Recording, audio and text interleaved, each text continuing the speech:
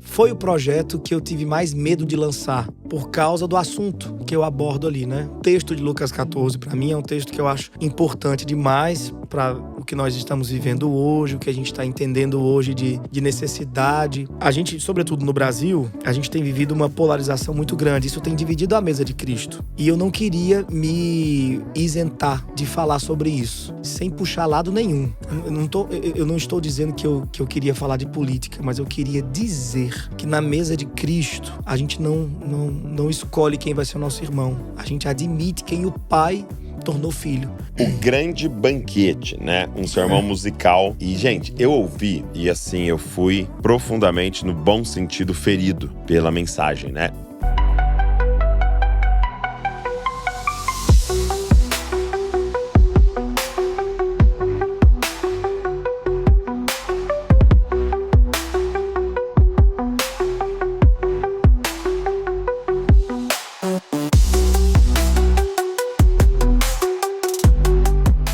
Fala, galera! Jesus Cop, Douglas Gonçalves por aqui para mais um Jesus Cop podcast. Que alegria! Mais um dia nessa mesa abençoada de comunhão. Gente, como eu tenho sido abençoado. Nós estamos indo aí para uns 5 anos de toda segunda-feira sentado com alguém aqui, podendo ver assim o Senhor se expressando através de alguém diferente, de uma região diferente, com um dom diferente. Hoje não vai ser diferente, então hoje estou aqui para o meu convidado pela segunda vez aqui no podcast para ter um papo muito abençoado. Ele lançou um novo projeto aí que eu fiquei assim muito mexido e tocado, e eu quero saber tudo sobre isso e sobre como é que tá a vida aí, como é que tá a vida nesse Brasil maravilhoso. Então eu quero te encorajar a ouvir esse podcast até o final e também pegar esse link e mandar para uma galera. Tenho certeza que mais gente pode ser abençoada por esse papo. Ó, antes de começar, deixa eu te dizer uma coisa. Se inscreve no canal, meu amigo. Ó, tem um monte de gente. Eu pego as estatísticas aqui, tá bom? E eu vou começar a pegar os nomes de quem tá assistindo e não é inscrito. E vou começar a expor na internet. Brincadeira. Ó, se você que tá assistindo aqui, você não é inscrito, se inscreve, não custa nada. E ainda você vai estar tornando isso aqui mais relevante, porque aí a própria plataforma começa a mostrar para mais gente. Beleza? Então se inscreve aí para você receber tudo que a gente tá produzindo. Vambora, podcast de hoje.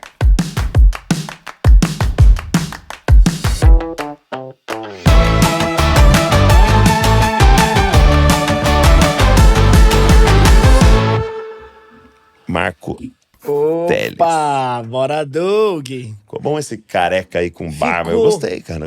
Mudei. Tava na hora, né? É o reino de ponta cabeça. O reino de ponta Tava na hora.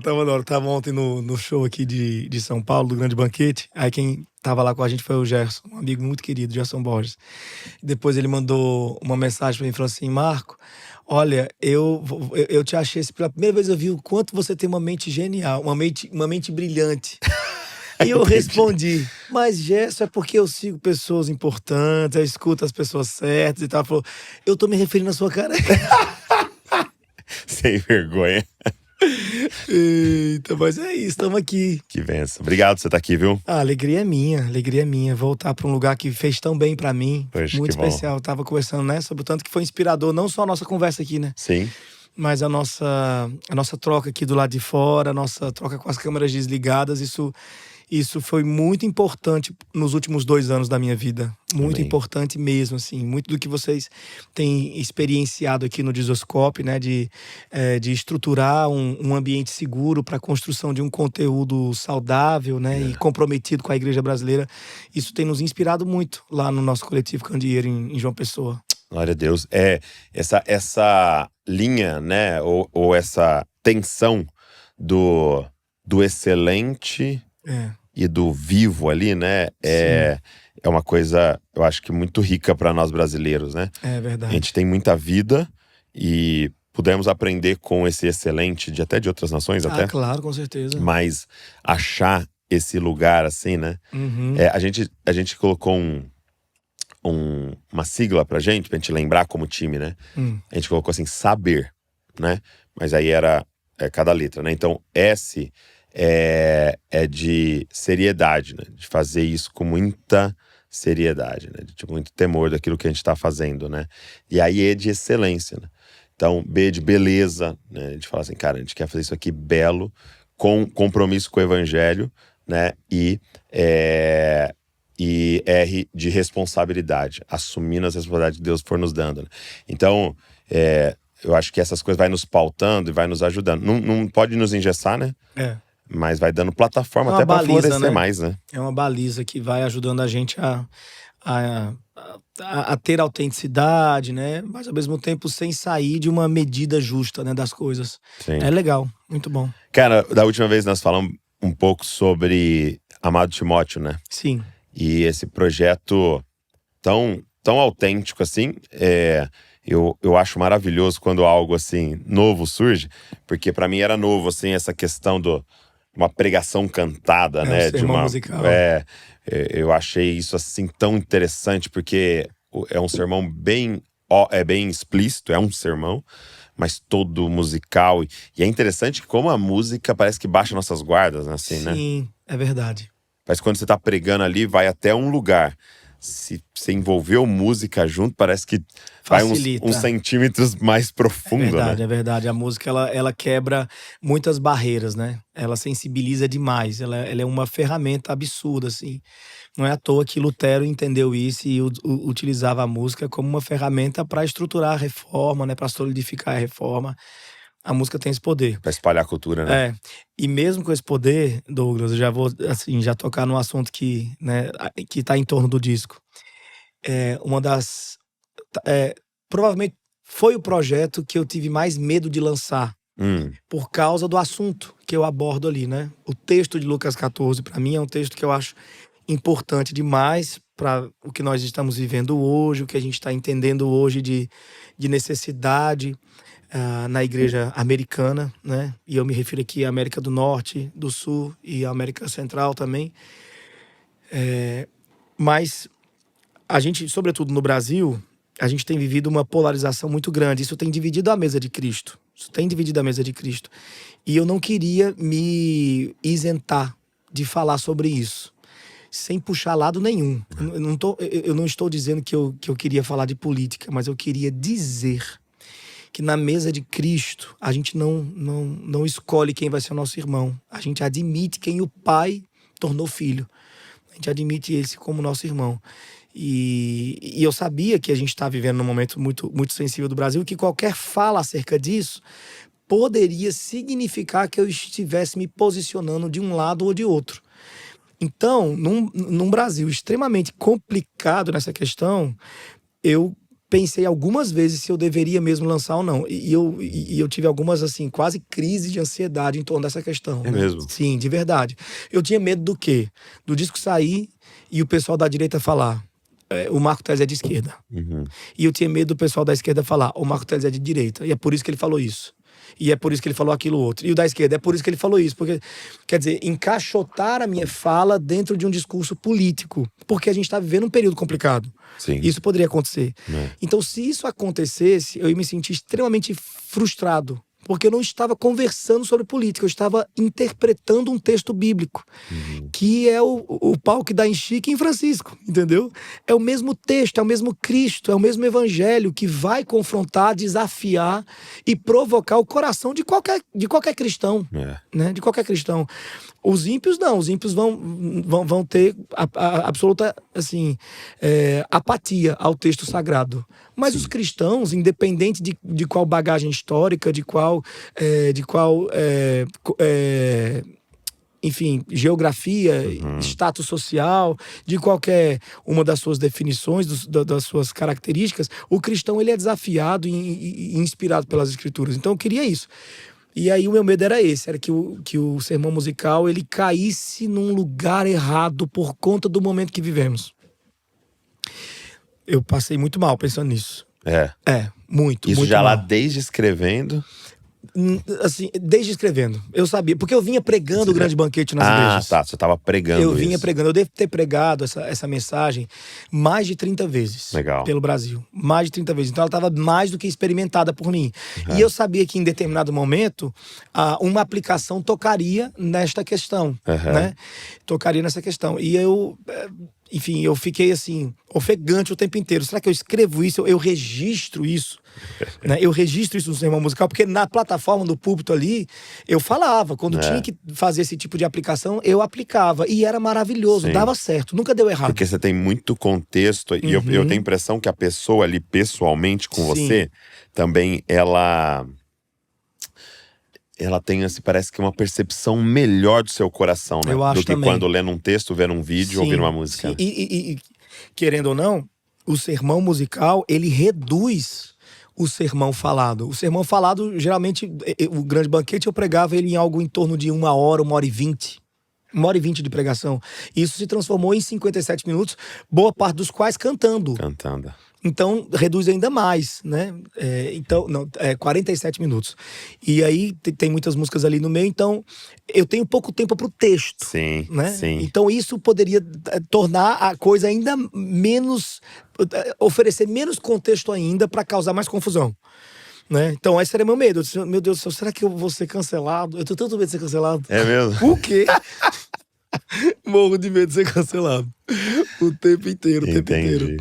E aí, assim, coloquei diante. Mas por que você acha? Ué, porque ser cancelado deve ser uma coisa muito ruim, né? Você já foi cancelado? Levemente, assim. Levemente eu também, tipo assim. Na época do olha Tupã, isso aqui que o Douglas falando. Na época do Tupã, né, da música do Coxa de Retalhos, muita gente veio trazer questões teológicas que foram desafiadoras e tudo. Mas era uma conversa, assim, que ficou mais restrita ao Twitter e tudo mais. No meu também, foi no Twitter. Entendeu? O Twitter é um problema, né? A gente tem que... então vamos. Então, assim, mas eu tenho muito medo, porque, Douglas, a gente tá aqui pra servir os irmãos, Douglas.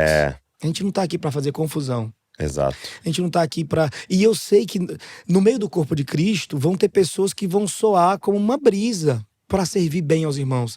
Mas vão ter vozes que vão soar um pouco mais agressivas, que também estão ali para servir os irmãos, né? Então, as várias expressões da face de Cristo, elas se encontram distribuídas na igreja. O Cristo que abraçou a mulher samaritana, o Cristo que se ajoelhou ali diante da mulher adúltera, o Cristo dos discípulos, o Cristo das crianças, deixar vir a mim, mas também o Cristo do templo, né? Do chicote, da voação de mesa e de cadeira. Esse mesmo Cristo continua entre nós. Todas essas faces de Cristo estão distribuídas na igreja. Um só de nós não consegue ser todo Cristo, mas Cristo é revelado em todos nós.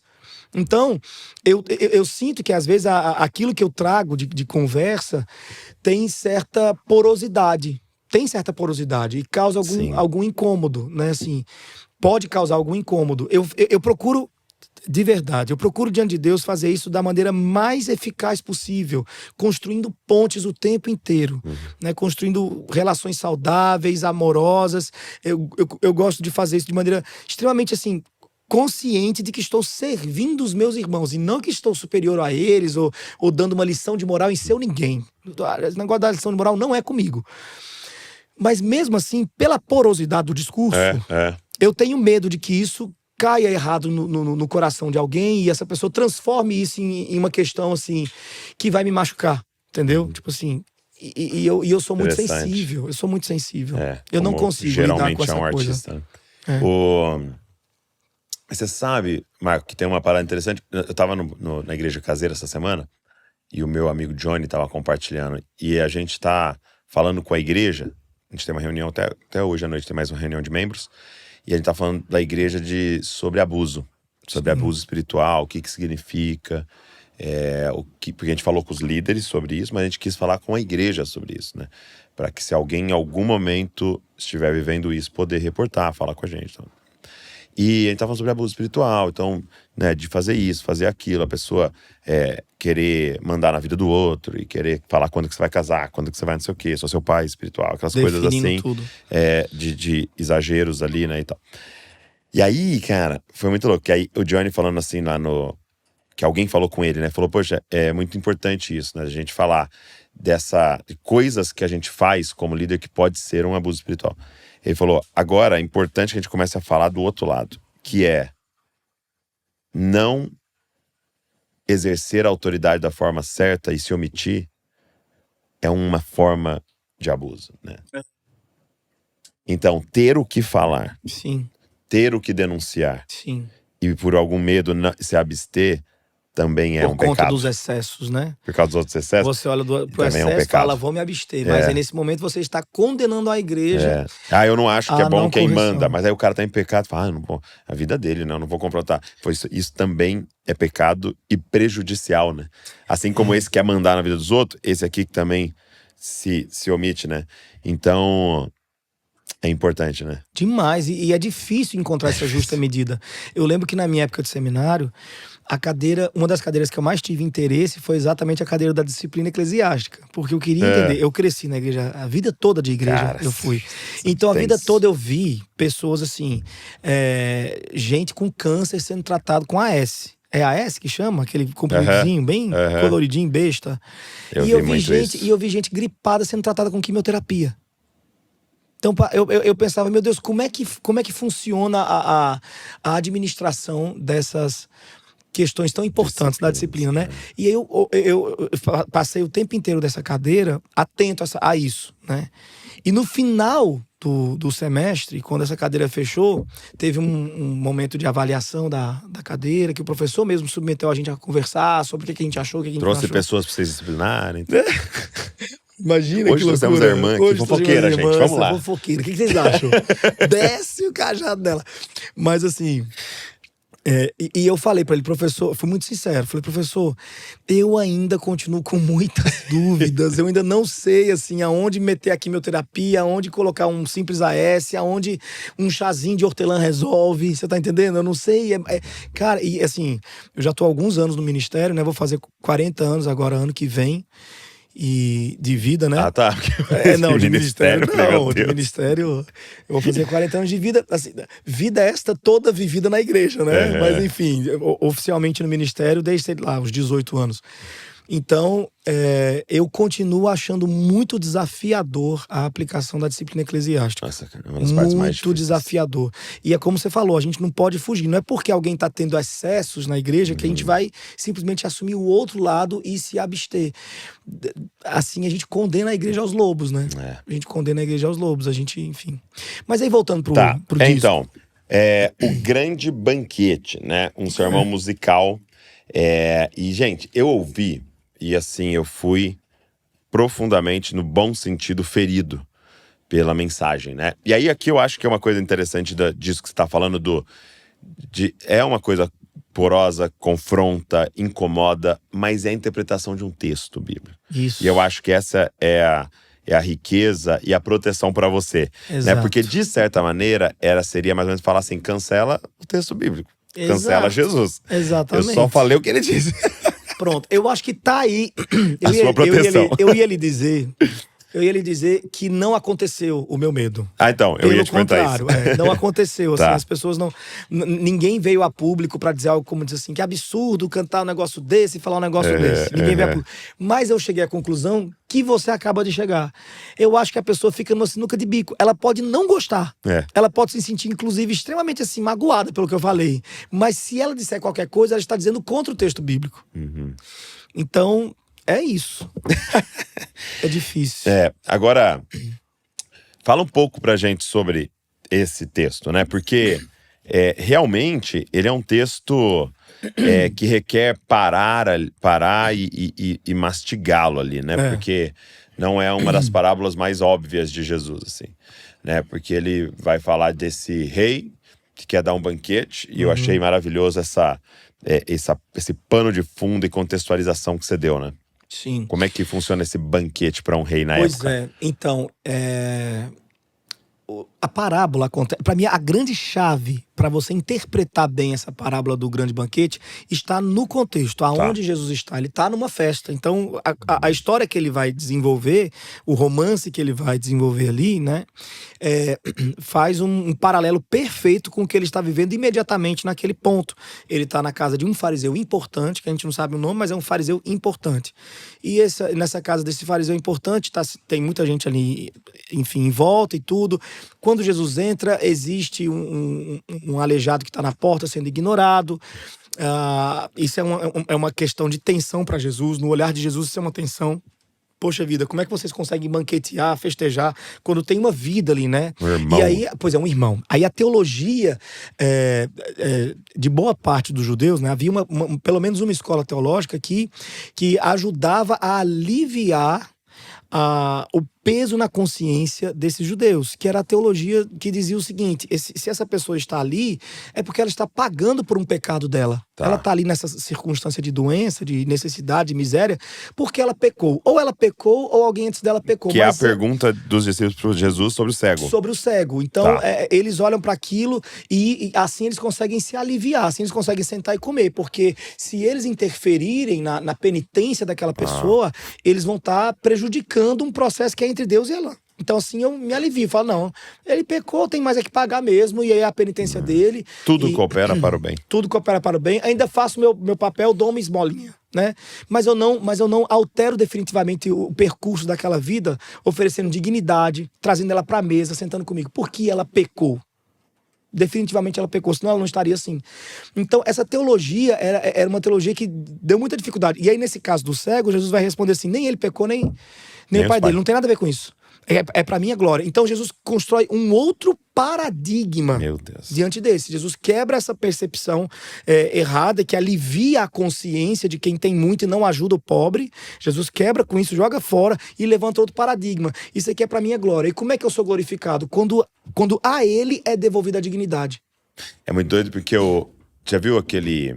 Você já ouviu falar de um teólogo indiano chamado Vishal Bhagavad? Eu nunca li nada dele, mas eu tenho ouvido ele falar. tem um livro chamado O Livro que Fez Seu Mundo.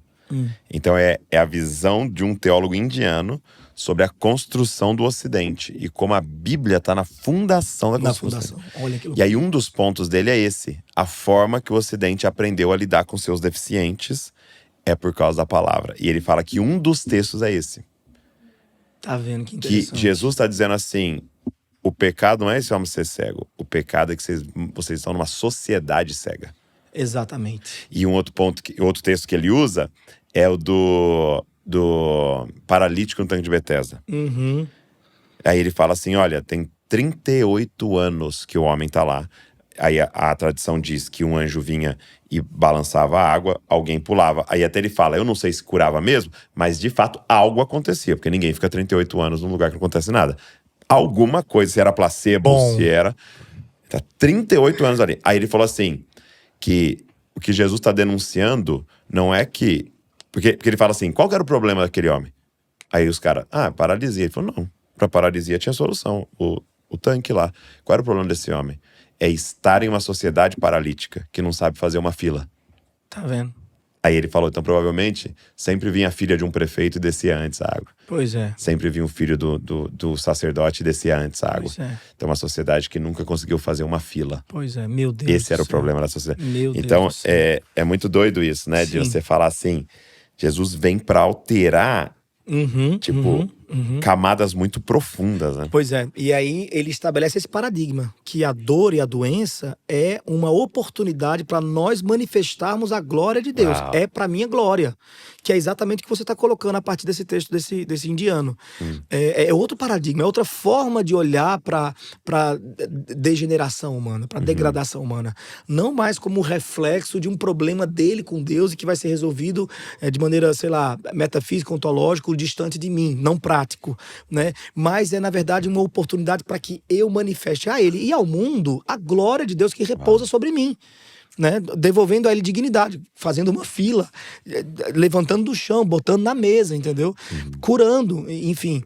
Então Jesus vê isso como um problema na entrada da festa. Existem pessoas se acotovelando pelos melhores lugares, é outro momento que Jesus também olha como um problema, enfim. E aí Jesus vai então criar uma narrativa de censura para aquele ambiente todo. E dentro dessa narrativa de censura, Jesus vai elaborar a parábola do grande banquete, que vai dizer o seguinte, no final das contas. Sim, aí o que vai acontecer? Jesus vai dizer: olha, quando você for dar uma festa, bem antes, imediatamente antes da parábola, quando você for dar uma festa, convide aí quem não pode pagar o favor, quem não pode devolver o favor, porque senão você está querendo mostrar generosidade, mas você está chamando seus iguais. Isso não é generosidade, isso é investimento no futuro. É networking. É networking. Você está chamando para sua festa quem você deseja pertencer à festa deles. E aí Jesus fala, isso não é generosidade, coisa nenhuma. Generosidade é você chamar quem você não conhece, quem não pode lhe devolver o favor, quem não tem condições de... Aí sim, sua recompensa é eterna.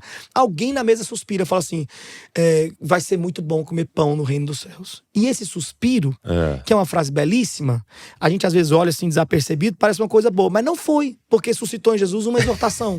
Verdade. Não foi. A pessoa estava tocando trombeta sobre si. Uhum. E estava dizendo, eu sou assim, sabia? Eu não posso ver Ok, eu fico todo arrepiado. Eu não posso ver um pobre. Fala, Deus. Deus é assim, aleluia. Finalmente alguém falou aquilo que eu queria tanto falar. Que eu queria tanto falar. Eu sou assim, eu não posso ver um pobre. Eu tô com meu bolso sem dinheiro que eu fico jogando assim, ó, pros pobres. Yeah. Então, é uma crise que a gente vive hoje nas redes sociais. A nossa crise imensa de tocar trombeta, né? Quer dizer, existe uma crise humanitária, né? Um socorro que a gente precisa desenvolver, né? Empregar um socorro para quem é vulnerável na sociedade. Mas, ao mesmo tempo, quando a gente faz isso sem vitrinizar no Instagram, a gente não tem o apoio necessário para continuar fazendo o trabalho. Mas quando a gente vitriniza no Instagram, a gente fica em crise moral e teológica. Será que eu tô fazendo a coisa certa? Será que eu não tô mostrando pra mão esquerda o que a direita fez? Então, é uma crise absurda. E a pergunta sempre é, quando a câmera tá desligada, o que eu faço? E aí essa tocação de trombeta, Jesus falou assim, você acha que já tá sentindo o cheiro do pão do céu, né? Aí a pessoa, eu tô sentindo já, que eu já tô no caminho, na reta já. Aí ele fala, deixa eu te contar uma história. Aí ele conta a história do grande banquete, que a grande lição, no final das contas, o final dessa história é pesado para quem suspirou essa trombeta para si. Jesus vai dizer, eu lhes digo que aqueles que foram convidados não provarão do meu banquete. Então isso é uma exortação assim que pesa como uma bigorna assim, amarrada no calcanhar de alguém. E essa basicamente é a parábola, porque né? o cara que suspira, ele tá na mesa. Ele tá na mesa. Então ele é cara importante. Ele é alguém com acesso, né? Provavelmente na casa desse fariseu. Agora, é interessante que, cara, hoje eu tava num clube, a gente tem um clube de leitura, né? Eu e a Val com um grupo. Está lendo um livro, tava falando de João Batista, tá? E nesse livro o autor fala um negócio muito interessante, cara, que eu não tinha parado assim pra colocar linguagem nisso, que é assim, ele fala assim, ó, o problema sabe qual é? É que a gente entendeu que dom é recompensa. Uhum. Aí eu falei, cara, porque assim, muitas vezes fala assim, poxa, Deus ama mais o fulano do que eu. E muitas vezes a gente olha dessa perspectiva, ou Deus me ama mais do que o fulano, né? Porque esse cara na mesa achava que ele era melhor do que o cara lá fora. Ele olha nessa perspectiva, por que eu me acho melhor? Porque olha o que Deus me deu. Só que o que Deus te deu não é recompensa. É dom. E dom é responsabilidade. Então eu posso olhar e falar, pô, o Marcos sabe cantar, tocar, compõe e faz. Pô, Deus abençoou muito ele. Não. O Marcos sabe cantar, Deus abençoou muito eu. E lascou bonito. Com você. Com certeza. Porque você vai estar diante dele. Finalmente alguém entendeu tudo. Mas você vai estar diante dele. E você vai ter que prestar contas disso. Exatamente. E aí então receber uma recompensa. Pois se você foi fiel. Distribuir. Então aqueles 5 talentos não era a pra recompensa dos caras. Aqueles 5 talentos, 2 talentos, 1 talento. Então, assim, na era ótica. Chamada responsabilidade. Quem era o mais abençoado na ótica? Quem recebeu 1 talento só. Porque você tinha só 1 pra multiplicar. Esse cara recebeu 5 e tá lascado. Tá lascado. Porque o Senhor vem pra cobrar. Cadê meus. Eu quero 10. Né? E se a gente inverter essa ordem, né, a gente vai olhar e falar assim, cara, tem uma casa. Que grande responsabilidade. O Senhor me deu 3 carros. Que grande. O Senhor me deu um emprego que eu ganho não sei quanto. Que grande responsabilidade. Não que bênção. Porque que bênção vai vir ainda, né? Meu Deus, Douglas. Nossa responsabilidade é dividir com os irmãos. Não é preservar pra gente, né? Nada é pra gente, né? Não é. Se Jesus... E aí a gente entra numa... A gente entra numa crise de irmão mais velho, de tentar, assim, discriminar para quem deve ser o boi que foi abatido. O bezerro gordo. O bezerro gordo. Para quem deve ser a festa. A gente entra nessa crise do irmão mais velho, beleza, é para dividir? Vamos dividir, mas com quem merece. Ah, boa. com quem merece. Porque daí, esse daí não. Porque esse daí até jogou tudo é fora. o mesmo do parábola do samaritano, né? Sim. Ama o seu próximo. Ah, então toma. Quem que é? Quem que é o próximo? Essa pergunta é tão... a gente se esquiva tanto dela hoje na igreja brasileira, demais, Quem porque é meu a gente fica muito mais preocupado em descobrir quem é o nosso próximo inimigo do que em descobrir quem é o nosso próximo irmão. A gente fica o tempo inteiro assim, porque um tempo nosso inimigo era a igreja católica. Então a gente era anticatólico. E a nossa pregação precisava dessa âncora para funcionar. Eu precisava dizer, porque os católicos, não sei o que, porque a Maria não vai salvar, mas Jesus que vai salvar. Eu não conseguia falar de Jesus sem colocar um antagonismo, como se Jesus precisasse e tivesse alguém à sua altura, entendeu? Para antagonizá-lo. Então, assim, e me parece que hoje, na maior parte da igreja brasileira, o antagonista é político. Entendi. É o marxismo cultural. Eu não consigo pregar mais o evangelho sem dizer porque nas faculdades, porque o marxismo cultural, eu preciso antagonizar Jesus. E aí eu transformo qualquer pessoa que esteja neste terreno da esquerda em meu inimigo. E não meu irmão. E se ele cruzar meu caminho, ele não é o meu próximo. Próximo irmão não, mas próximo inimigo. Então, essa pergunta, quem é o meu próximo? Jesus vai responder colocando o samaritano como próximo. Ele era violento. Não, Jesus, vou te falar uma parada. Jesus não tava pra brincadeira. Você acha que hoje... Ele não queria vir uma segunda vez. Você acha que... Entendeu? Ele falou, não, eu vou vir de uma vez por todas. Eu vou falar mesmo. Entendeu? Você acha que hoje, assim, falar pra alguém samaritano, pra nós crentes, seria mais ou menos o quê, assim? Você falar sabe que era que um o Rubem corintiano, Alves... assim. Acho que não é tanto, né? Você sabe... É tão ruim, assim. Não. O Rubem Alves reescreveu essa parábola do samaritano.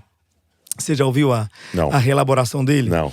E na reelaboração do Rubem Alves, passou então um pastor, passou então um padre, passou então um responsável lá pela mesa branca, né, um espírita, com suas caridades e tudo. Mas quem vinha chegando, assim, nas primeiras horas do dia, depois de uma madrugada inteira de trabalho, era um travesti.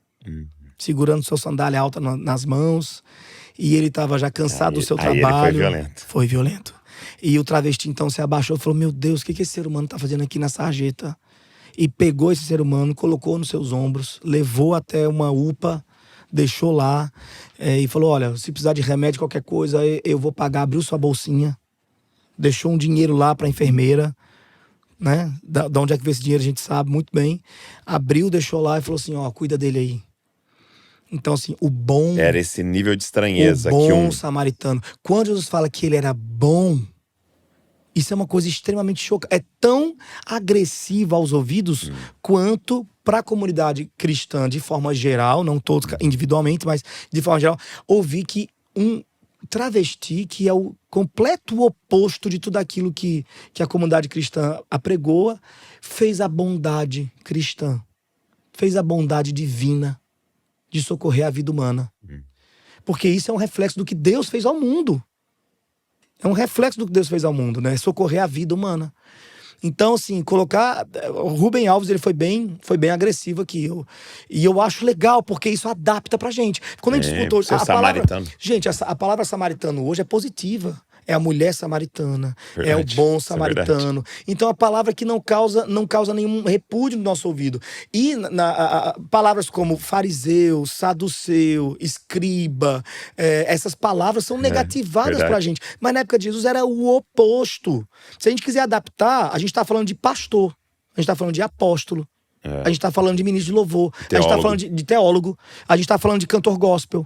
Essas são as pessoas que, na época de Jesus, nós temos como negativos. E samaritano, publicano e pecadores, aí, meu parceiro, adapta isso aí, Douglas. Porque daí a responsabilidade é sua.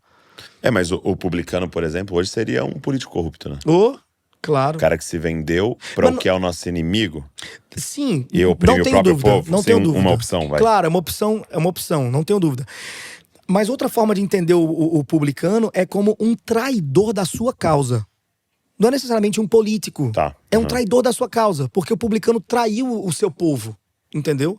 Então, qualquer traidor da sua causa que você chame de covarde, a pessoa que não segurou o BO, pessoa que não aguentou Amava sofrer tanto com o dinheiro você. também, né? Exatamente. Geralmente Amou o por dinheiro. isso, Pois é.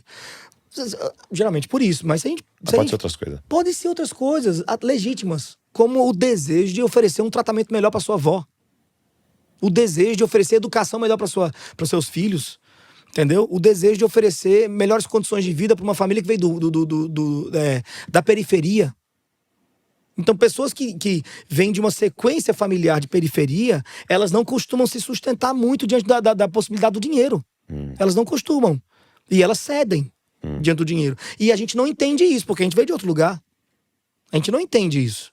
Mas até essas pessoas trôpegas diante dessas propostas de vida fácil, vida boa, até para elas tem lugar na mesa. Jesus chegou, pegou um publicano e botou: vem cá, você é traidor. Fraco. Extremamente covarde.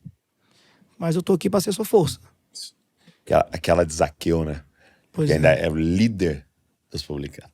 Já pensou? Aí ele fala assim, né? Desce daí, Zaqueu, que eu quero ir pra sua casa. Os discípulos ficam como? Os discípulos ficam: Jesus. Jesus, nós vamos ser Desse jeito cancelados. não vai dar certo. O jovem rico que chegou, você mandou embora. Podia estar patrocinando a gente. E agora, em vez de você se conectar com as pessoas certas, você vai conectar com... Pelo amor de Deus, Jesus. Me ajuda a te ajudar. Jesus não facilitou. Então eu penso que a conversa que está em torno de Lucas 14 e que foi retratada no grande banquete é uma conversa difícil por causa disso. Balança um pouco com essa estrutura da gente, da igreja, entendeu? Da gente se conectar e tratar bem os ricos e ambicionar coisas grandes e se esquecer completamente da fragilidade, dos marginais, dos periféricos, dos que estão no entorno e daqueles que a gente costuma chamar de inimigo. Jesus chama a nossa atenção, em Lucas 14, que estes que nós costumamos chamar de inimigo e colocar para o lado de fora dos muros da cidade, a majestade desejou botar na sua casa. Isso é um norte pra gente seguir na nossa jornada. Ora, então tá bom. Então quer dizer que o meu inimigo hoje são as pessoas da esquerda, por exemplo? O que eu vou fazer com eles, então? Vamos assumir que são meus inimigos. O que eu vou fazer com eles? O que Jesus manda fazer com os inimigos? Ame os seus inimigos. E ore por quem te persegue. Tem coisa mais clara nas escrituras do que isso? Não tem coisa mais clara do que isso. Então, o meu amor é provado. Eu sei que a gente está vivendo um momento complicado no Brasil, de direita e esquerda, complicadíssimo. É um momento horroroso. Ninguém queria estar vivendo esse momento. Ninguém. Mas nós estamos vivendo esse momento. E esse momento, sobretudo na igreja, é difícil. Por mais difícil e ruim que seja viver este momento de polarização, é um momento crucial para a apuração do nosso amor. É agora, para a exposição do nosso coração. É agora. Agora que existem dois lados, eu consigo provar. Se eu estiver nesse lado aqui, eu consigo provar que sou um cristão pela medida que eu amo este lado. E se eu estou desse lado aqui, eu consigo provar que sou um cristão pela medida do meu amor pelas pessoas desse lado. Porque o que Jesus está falando no Sermão da Montanha é basicamente isso, né? Você ama o seu amigo, você ama o seu irmão, você ama o cara que concorda com você. Fácil. Você não tem diagnóstico ainda. Não. Eu não posso dizer se é discípulo ou não. Não posso. Eu não posso dizer se é filho do Pai que está no céu. Eu posso dizer que você é um fariseu. Não, eu digo assim, né? Enquanto só tem o amigo, sim. eu não consigo. Já justifico porque eu falei essa frase. Eu não consigo dizer. Porque esse é o óbvio. Né? Até os pagãos fazem isso. Até os pagãos fazem isso. Até aparecer um inimigo na cena. Agora, nós vamos pra prova. Agora. Se você é filho do Pai que está no céu, que faz nascer o sol sobre justos e injustos e faz vir chuvas sobre maus e bons. Como é que Deus faz isso, gente? Com quem o ofendeu? Deus já me deu tanta coisa, Douglas. E eu ofendi a Deus mais vezes do que eu sou capaz de me lembrar. E às vezes tem sem consciência até. Pois é. Eu falei que os fariseus fazem isso porque no Sermão da Montanha Jesus coloca isso também como parâmetro. Se a justiça de vocês não exceder em muito... Dos escribas em muito. A dos escribas e fariseus, não adianta de nada. Então, o que é exceder em muito a dos escribas e fariseus? Para os escribas e fariseus é o seguinte: não matarás. Se eu não pegar uma arma e não te matar, eu tô beleza. Como é que eu supero em muito isso? É não apenas não te matar, é não te odiar. Porque se eu te odiar, eu já te matei. Eu já tô. Então, o meu lugar é outro. Entendeu? O lugar que Cristo me coloca é muito mais complicado. Jesus não quer saber se você pegou uma arma e matou alguém, assassinou alguém. Até porque Paulo está aqui, na mesa. Jesus quer saber quanto de ódio tem no seu coração. Isso é muito Então forte. tem gente que nunca pegou numa arma e nunca faria isso. Nunca pegaria numa arma nem numa faca. Nunca, nunca, nunca, nunca. Morreria como um mártir, mas um mártir cheio de ódio.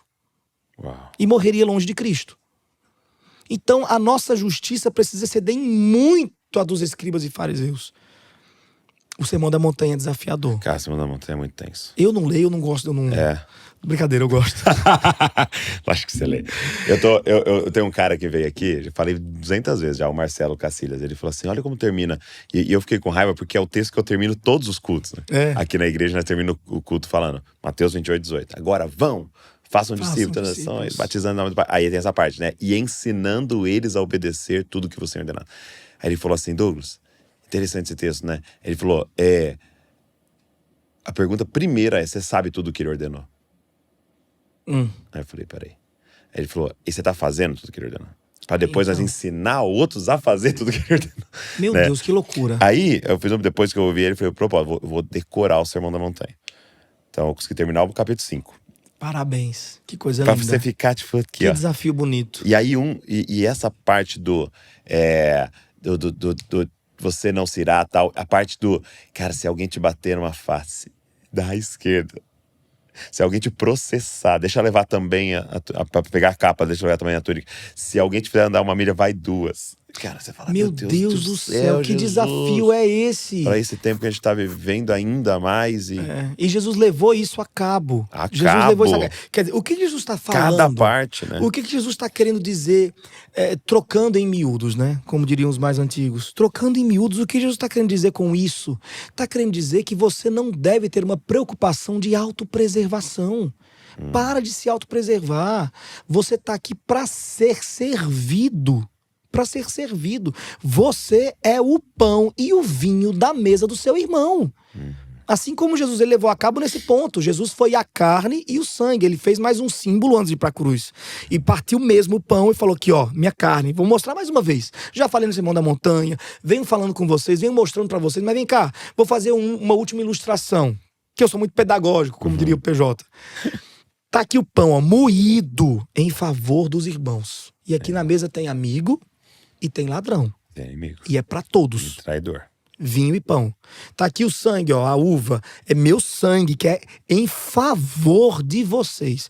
Sangue é virtude, gente. É a nossa virtude. E aí ele vai, depois de fazer essa ilustração, aí ele vai pro madeiro. E aí ele leva isso à última instância. E a partir daí, então, sua ressurreição e tudo, entrega a sequência ministerial para os seus apóstolos, né? Com o auxílio do Espírito Santo que viria. E a partir de agora, qual que é a missão dos apóstolos? Repetir essa cena. Sempre que necessário, todos os dias. Partir o seu corpo. O primeiro que fez isso foi Estevão. Né? Estevão foi chamado para ser um diácono, que é uma pessoa que serve à mesa, que é uma pessoa que leva comida para quem não tem, que fica atento à mesa das pessoas. E o alimento mais nobre que ele botou na mesa foi o seu corpo, o seu sangue. Foi assim que ele serviu o mundo, com a sua carne e com o seu sangue. Então, os demais apóstolos vêm fazendo isso o tempo inteiro. Nada de preservação. Nada de... Você até a gente estava conversando aqui no off, você falou que o PJ ele fez aquela pergunta, você vai drenar o Brasil ou irrigar o Brasil. Então, os apóstolos não tinham preocupação de drenar para o enriquecimento deles, ou para o benefício deles, ou para a autopreservação. Eles tinham a intenção de irrigar. Terminar vazio. De terminar vazio. Isso é glorioso para eles.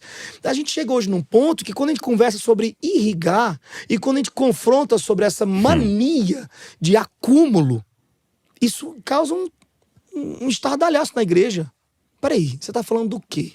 Como assim? Assim, meu irmão. Toda vez que você come o pão na ceia e você bebe o vinho, não é apenas para que você agradeça pelo que Cristo fez. É só uma cena para te lembrar o que você tem que fazer na segunda-feira. Você se torna aquilo ali, né? Você se torna aquilo ali na segunda-feira. Na segunda-feira, o pão que o mundo vai mastigar é a sua carne. E o vinho que o mundo vai beber é o seu sangue. É a virtude que você tem que vai estar disponível para quem? Para amigo e para ladrão. Para todos da mesa. Então isso é um desafio assim... É porque, assim, a mensagem que a gente carrega, né, há 14 anos, que ela, às vezes a pessoa passa desapercebida, né? Mas ela é muito desafiadora, né? Jesus Cop. Porque ter um encontro com Jesus, primariamente, você chega e fala assim, poxa, que bênção, Jesus me perdoou. E é muito bom usufruir do perdão de Jesus. Mas a sequência é, agora você precisa virar Jesus. Agora você perdoa os outros. Aí, assim, todo mundo quer ser perdoado por Jesus, mas quem quer perdoar como Jesus? Pois é. Aí, primariamente, o teu encontro com a cruz. E, nossa, foi por mim. Foi por amor, tal. Mas depois toma a sua cruz agora. E não só tenha o benefício da cruz, mas agora seja o carregador da cruz. Então tudo é eu lavei os seus pés, agora lave os pés. Então tudo eu tô dando o exemplo. Eu não tô falando pra você só. Eu tô dando o exemplo. Então a pergunta é, quem quer ser como ele? Pois é. Porque é maravilhoso ser perdoado por ele, mas quem quer ser como ele? Perdoar a esse ponto. É maravilhoso receber dele, mas quem quer ser como ele e dar? E ser generoso, né? E eu acho que esse é o nível mais alto de admiração, né? Eu quero ser como ele. Sim. Nossa, que lindo, mas eu não quero ser como ele. Não. Nossa, que lindo. Esse é o modelo ideal de ser homem, de ser gente, né? Olha só, a gente, depois do lançamento do disco, a gente decidiu, né, que levaria ele em turnê. Tá. E eu tenho duas coisas pra comentar que corroboram com essa conversa linda que a gente tá tendo aqui. Essa turnê, primeiro que ela é muito cara. Porque eu não conheço, assim, não tem alguém que da minha região ali, de João Pessoa, Paraíba, ali naquela nossa região, tenha feito uma turnê nacional cristã, saindo de lá. Não existe. Assim, a gente não tem antecedentes pra bater na porta e dizer, me ajude aqui, como é que faz uma turnê? A gente não sabe fazer turnê não, Douglas. A gente faz as coisas sem saber. Quer fazer o novo? O velho bem feito ou o novo mal feito? Eu tô fazendo o novo mal feito. Alguém tem que começar. Alguém tem que começar. Então, eu já sabia que ia ser muito difícil, muito caro. Enfim, eu queria andar com a banda, com todo mundo. E São quantos? então, a princípio seria eu e Midian, de cantores, né? E aí a banda Calmará me acompanhando sem o vocalista, né? Que é Marcelo, da Guia e Bennett e o Daniel. Então seríamos 6. E talvez a minha esposa e a produtora Nayara também iriam. Talvez. A gente tava com muito medo de ingresso, se ia vender, se não ia vender. A gente tava com medo de tudo. Aí o primeiro show foi em João Pessoa. Mas em João Pessoa, por ser em João Pessoa, eu chamei Ana Heloísa, que canta uma música Auê comigo, né? Também do Candeeiro. Essa música que casou na voz dela de uma forma absurda, né?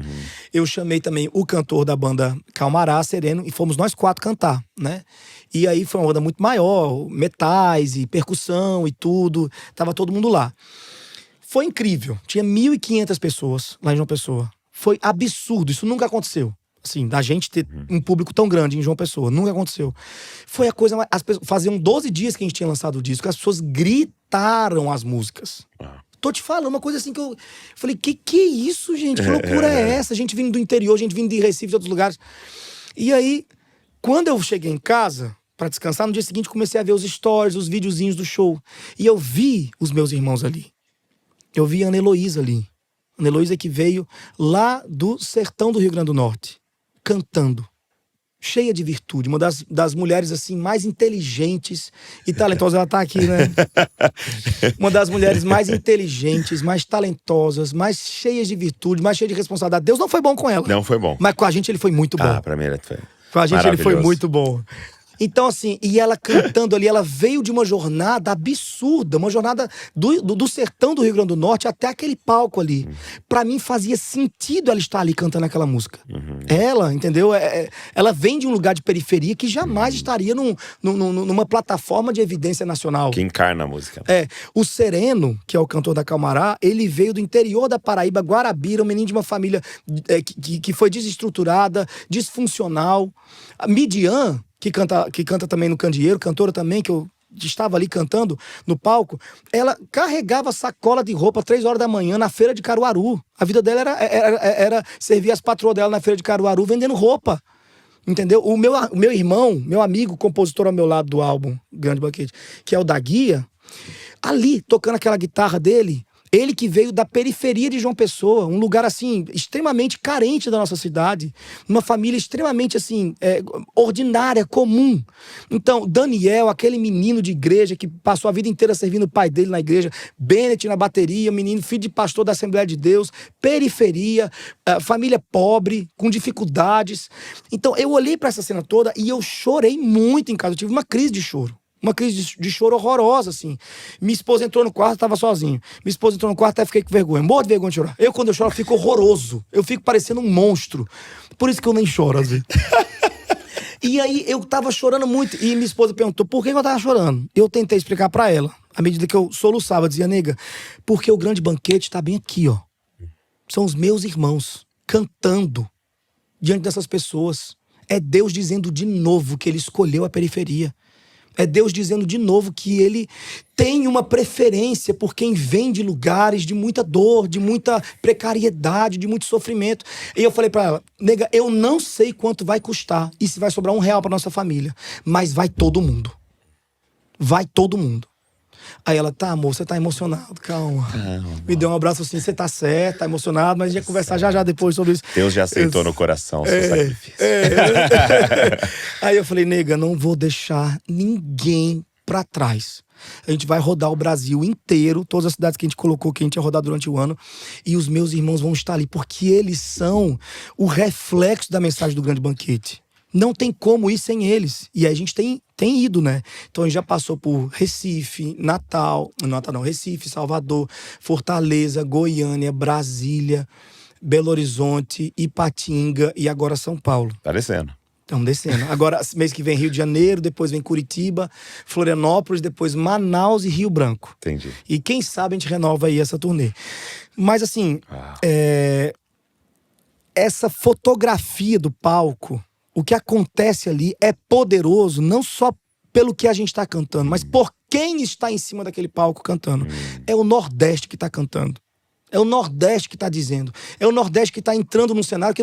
Ô Douglas, fala a verdade, Douglas. Fala a verdade. Nos últimos 10 anos, quais foram as bandas ou cantores do Nordeste que participaram de conferência no Sudeste? É zero, Douglas. Às vezes tem um nordestino, outro que está ali. Mas ele está ali porque ele foi drenado. Ele não foi irrigado. Trazido para morar em São Paulo. Ele foi trazido para morar em São Paulo.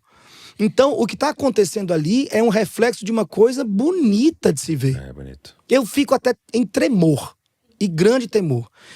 E aí, outra coisa que me ajuda a subir no palco e manifestar o grande banquete com os meus irmãos de maneira bonita, bela e significativa, a primeira é essa, que eles estão ali. Isso significa tudo para mim.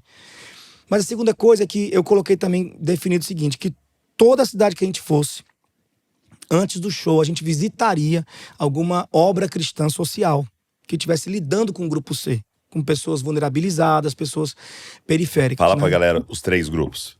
Tá. Que você fala porque no sermão musical, a gente identifica que existem 3 listas de convidados, né? A primeira lista é pro grupo A, o grupo de sangue azul, o pessoal que acabou dando desculpas e não foi pra festa, né? Sim. Depois, então, a majestade fala para o servo descer para o centro da cidade e buscar cegos, coxos, mancos e pobres. Formando, então, uma segunda lista de convidados, que é o grupo B. Essa segunda lista está dentro da cidade. E aí, o servo volta e fala, olha, foi feito como você mandou, e ainda tem lugar na casa. E a majestade falou, então agora você vai para as BRs, para fora da cidade, e você vai trazer outra lista de convidados, que é quem mora lá, e vai obrigar esse povo a chegar. E quem morava lá era gente, assim, extremamente impenitente, né? Era leprosos, doenças terminais e contagiosas, era assassinos, ladrões, prostitutas, bandidos. E a majestade ficou realmente completamente, assim, obstinada. Ela queria a casa cheia desse tipo de gente. Pegou esse pessoal lá e subiu. Então esse é o grupo C. Então na parábola a gente identifica esses 3 grupos. E eu falei, quando a gente for sair com a turnê, eu quero visitar em cada cidade, sei lá, obras missionárias que lidam com o grupo C. Porque isso vai me alimentar. Vai alimentar a minha alma. Sim. E quando eu subir de noite pra cantar, eu quero essas pessoas como convidados de honra. Ok. Todos eles, sentados lá. E quando eu subir pra cantar, eu vou cantar pra eles. Porque a majestade abriu as portas para eles. Eu quero que eles se sintam, assim, convidados de honra. E a gente tem feito isso. Que legal. Não, maravilhoso, uma experiência assim, ó. Eu vou te falar um negócio. Muitas vezes, não poucas, são experiências mais intensas do que as experiências de noite no show, que são maravilhosas. Sim. Mas ouvir as histórias deles. E aí eu queria só contar que, a princípio, eu não sabia em cada cidade qual seria essa obra. Mas Deus foi me encaminhando e acaba que em praticamente todas as cidades, salvo uma ou duas, a gente tem visitado a sede da Cristolândia. Você conhece o trabalho da Cristolândia? Uhum. Irmão do céu. Não, eu nunca fui, né? Conheço, já ouvi falar. Douglas, deixa eu te falar uma coisa. A Cristolândia está fazendo um serviço pelo Brasil que não tem ONG no mundo que faça. Tem muitas coisas que eu aprendi sobre a Cristolândia nessas minhas visitas. Eu tô sendo visitado assim, eu tô sendo uma visita recorrente. Tudo que é base da Cristolândia, eles já ficam me esperando já. Já sabe que é o Rio de Janeiro próximo, o pessoal já começa a articular como é que vai ser minha visita, então sempre faz umas apresentações, sempre mostra as coisas. Coisa linda. Vai Anelô, vai Midian, vai... Quem tá livre vai, né? Porque tem que montar som também, essas coisas. Mas assim, quando eu fui a primeira vez na Cristolândia, em Recife foi a primeira, por exemplo, eu imaginava que a Cristolândia, por ser um trabalho tão sólido, tão grande e nacional, ela tivesse auxílio do governo de alguma forma, né? Mas ela não tem. Porque faz parte da identidade delas. Não, a gente não vai ser ONG, a gente não vai... Aqui, quem vai sustentar é a igreja. Se a igreja chegar junto, chegou. Se não chegar junto, vai morrer esse negócio aqui. Mas isso aqui não é público, isso aqui é responsabilidade da igreja. Eles têm uma visão muito bonita sobre isso. E outra coisa que eu entendi é que dentro da Batista, né, que é a denominação que dá suporte e amparo para a Cristolândia, foi lá que nasceu esse projeto, a Cristolândia não é vista como um projeto social. É vista como um campo missionário.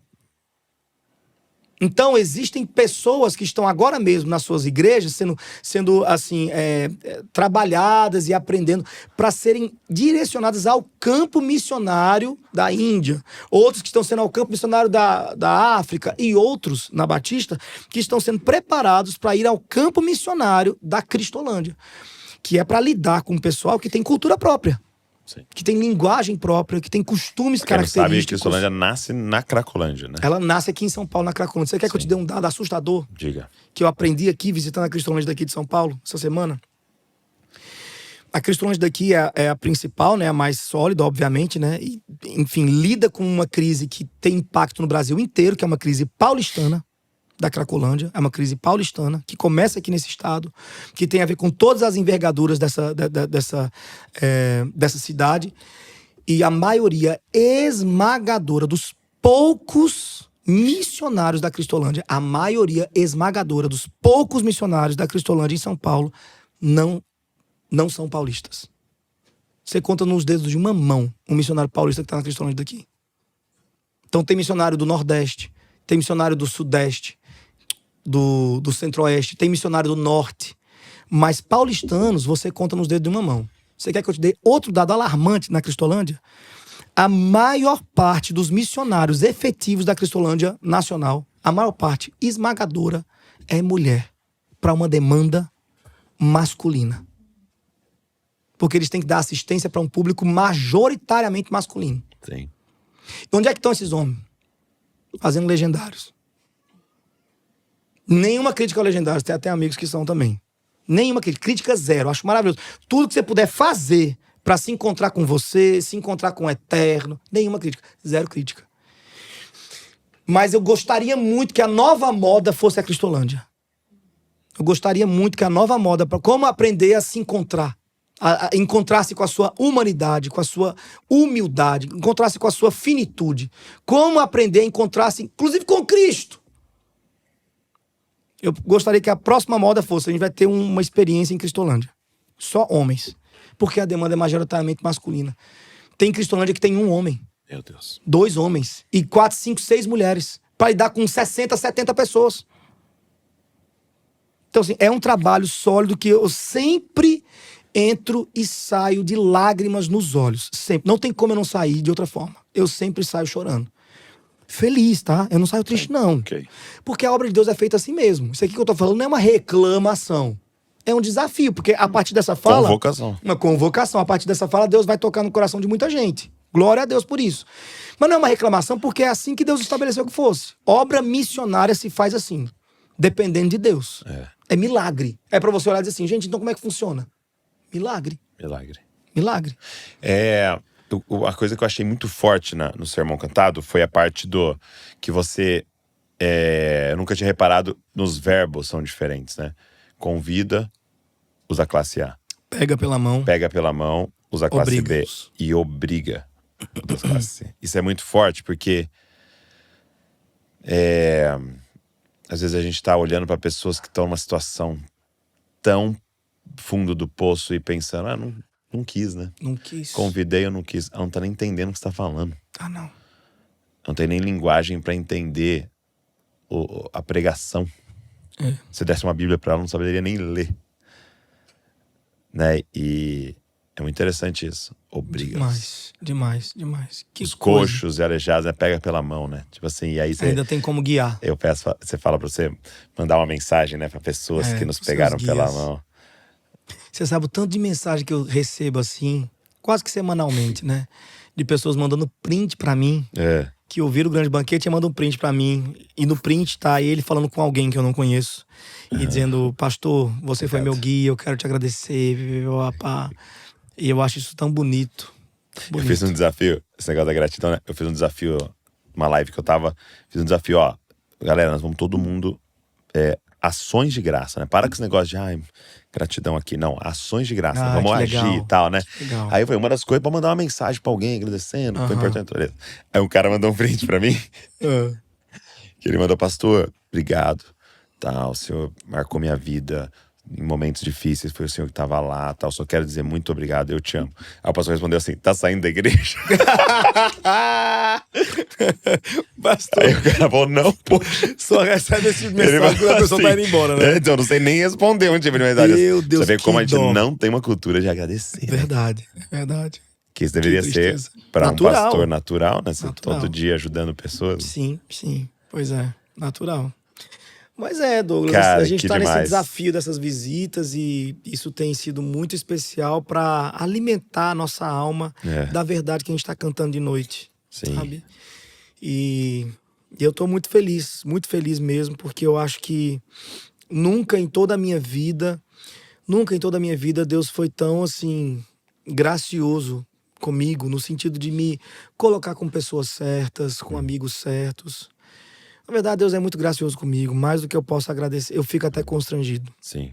Eu posso te contar uma história que eu nunca contei em lugar nenhum. Por favor. Vou te contar uma história da minha infância que eu nunca contei em lugar nenhum. Diga.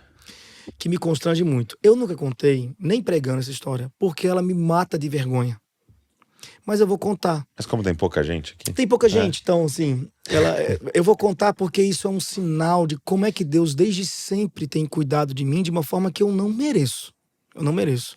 Quando eu era criança, na rua que eu morava, era um bairro de João Pessoa muito pouco, assim, estruturado. Então tinha pouquíssimas casas, muitos terrenos baldios, muita natureza, muita coisa e tal. E a minha casa ficava num ponto e o meu vizinho mais próximo, que tinha crianças, ficava bem distante, assim, de frente pra minha casa. E não havia nada entre as duas casas. Então a gente até se gritava ao longe, vamos brincar hoje!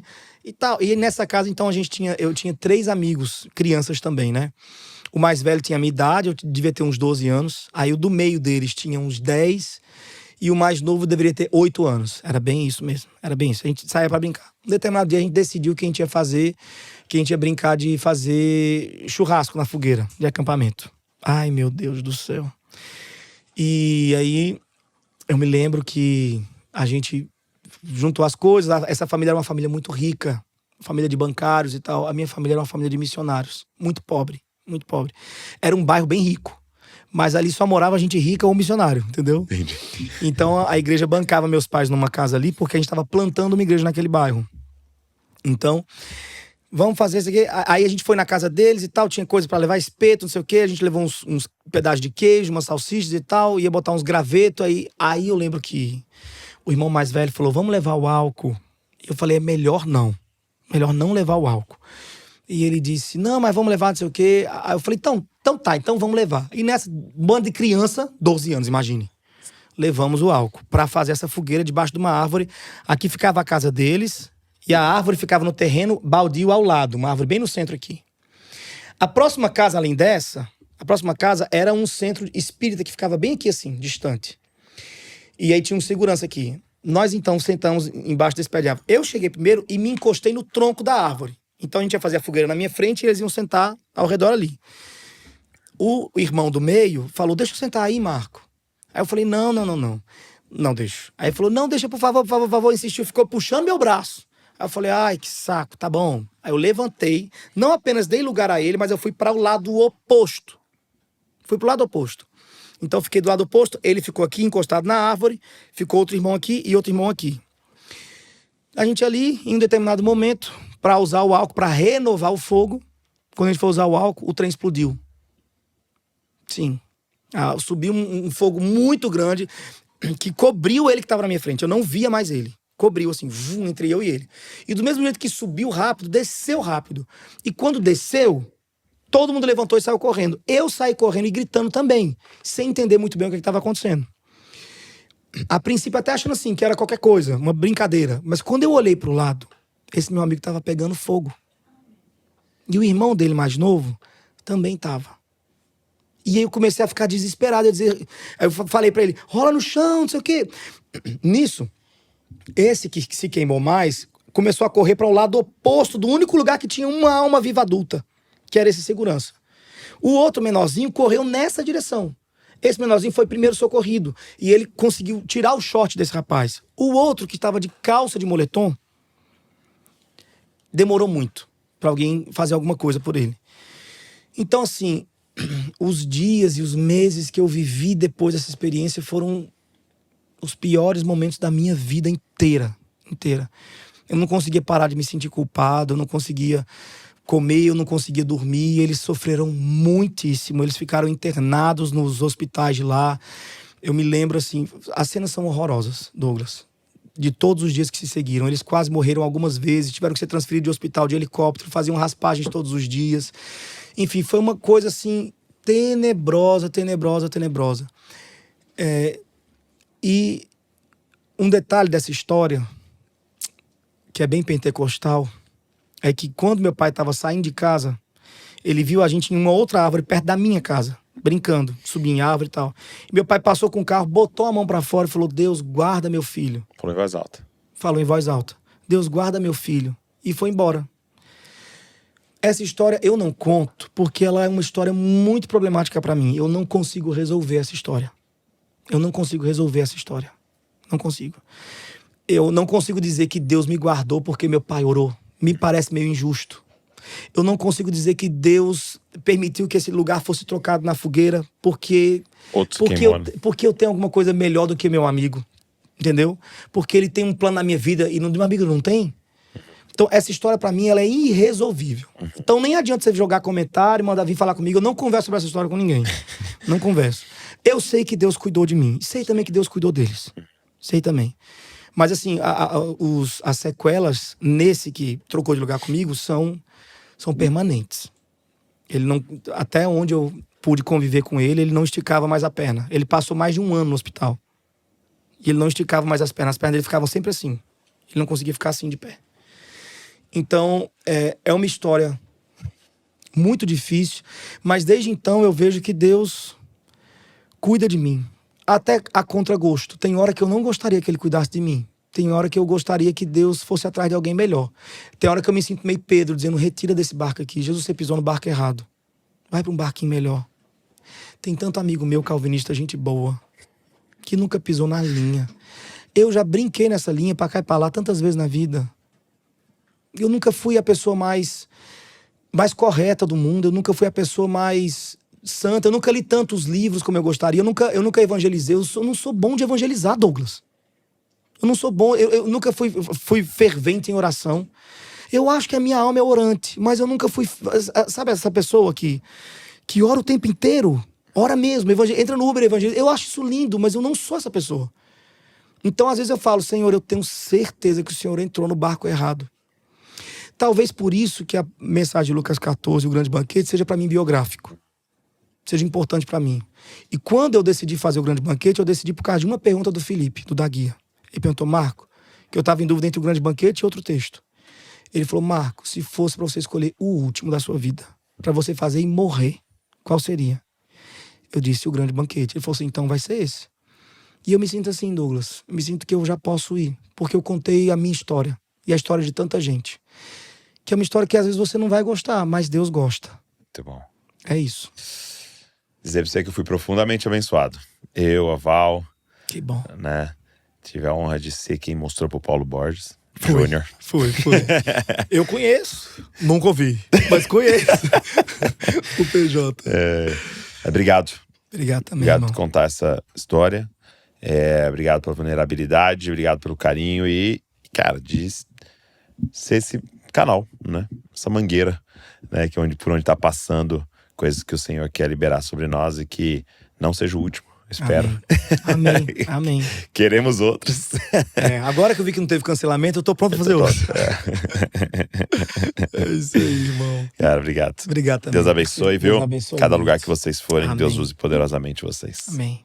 Obrigado a você. Eu queria fazer um pedido. Vou deixar o link aqui na descrição do YouTube das músicas, do Spotify das músicas. Eu queria que você ouvisse, mas ouve em um lugar onde você pode estar extremamente atento ao que você está ouvindo. Dedica esses 47 minutos ao Senhor. Eu tenho certeza que vai te marcar também. Depois compartilha com outros.